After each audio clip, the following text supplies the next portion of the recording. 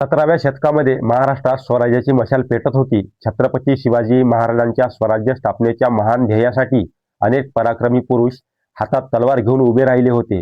त्यांच्या सर्वात आढळ, निष्ठावान आणि बलाढ्य नाव म्हणजे बाजीप्रभू देशपांडे यांचं. बाजीप्रभूंचा जन्म साताऱ्याजवळील तळबीड येथील देशपांडे कुटुंबात झाला. त्यांचे कुटुंब मूळचे ब्राह्मण, पण स्वभावाने ते खरे योद्धे होते.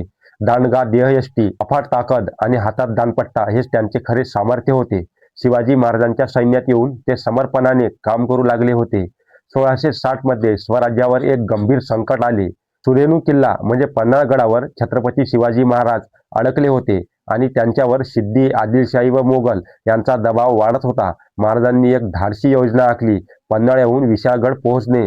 पण पन्हाळ्यापासून विशाळगडाचा प्रवास हा अत्यंत कठीण आणि शत्रूने वेढलेला होता, कारण विशाळगडाला सिद्धी जवळ यांचा प्रचंड ताकदीचा वेढा पडला होता.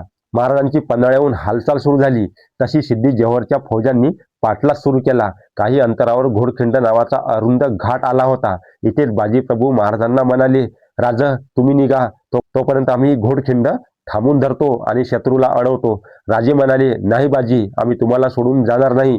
इथेच लढू आणि सर्वच इथेच मरू, पण आम्ही तुम्हाला सोडून जाणार नाही. तेव्हा बाजीप्रभू महाराजांना म्हणाले, नाही राज, लाख मेले तरी चालतील, पण लाखाचा पोशिंदा हा वाचला पाहिजे आणि तुम्ही विशाळगडावर पोहोचणे हाच आमचा खरा हिंदू धर्म असेल आणि हाच आमचा खरा धर्म असेल. महाराज सुकुरत्या नजरेने बाजीप्रभूंना पाहत म्हणाले, बाजी, मी विशाळगडावर पोहोचतो, नाही तोवर मागे वळून बघणार नाही. बाजीप्रभू देशपांडे आणि बांदल सेना यांच्या गडेकोट नेतृत्वाखाली मावळे तुटून पडले. अरुंद घाटात शत्रूने हत्ती, घोडे, तलवारी आणि तोफांचा मारा केला, तरी मावळे ढळले नाही. बाजीप्रभूंच्या दानपट्ट्याने शत्रूंचा पार कणा मोडला होता.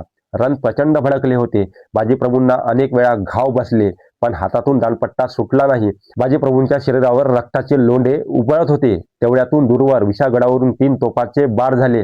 हा तो संकेत होता, महाराज सुरक्षित विशाळगडावर पोहोचलेले आहे. तो आवाज ऐकताच बाजीप्रभूंच्या ओठावर क्षीण हास्य उमटलं आणि मावळ्यांनी भगव्या झेंड्याला वंदन करत त्या रणांगणात वीरगती स्वीकारली. घोडखिंड त्या दिवसापासून ओळखली जाऊ लागली की पावनखिंड या नावाने, कारण त्या मातीत शौर्याचं, निष्ठेचं आणि बलिदानाचं पवित्र मिसळलेलं होतं. स्वराज्याचा इतिहास बाजीप्रभूंचं नाव म्हणजे अढळ निष्ठा, अचल शौर्य, शौर्याचं शिखर, स्वराज्यासाठी पूर्ण समर्पण. छत्रपती शिवाजी महाराजांनी त्यांचा उल्लेख करताना म्हटले आहे, बाजीप्रभू स्वराज्याचे प्राण होते. आजही त्या पर्वत रांगामध्ये घोडखिंडेतून प्रतिध्वनी येते, जय भवानी, जय शिवाजी.